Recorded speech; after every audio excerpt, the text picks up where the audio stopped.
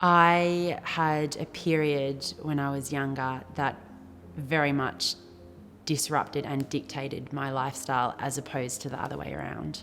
So unfortunately, my menstrual cycles wreaked a lot of havoc in the sense that it made it hard to function normally when I was bleeding because they were so heavy and I was experiencing such high levels of pain, which meant that something as simply going to school was sometimes a challenge, and I would have to be medicated on strong period pain relief because it was so uncomfortable in my body. Exercise as well became challenging when I was so tired all of the time, or when I was severely bloated or feeling a lot of fluid retention. The last thing that I sort of felt like doing was going out for a run or being social in a sporting capacity.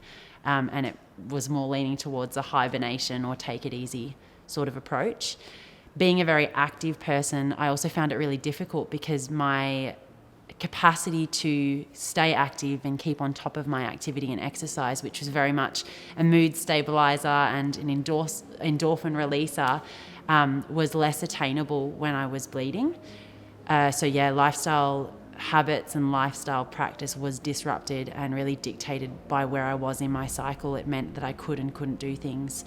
I also didn't used to use tampons, so when I was bleeding and it was summer, I couldn't go to the beach or swim in the pool because I wasn't comfortable with using tampons at that time, and that meant that I would miss out on enjoying a day at the beach. But it also meant I was self-conscious as well. If I had very heavy bleeds and I was out with friends or at school, I was aware that it could be very likely I was going to bleed through whatever the clothing I was wearing, which as a young woman makes you feel pretty self-conscious.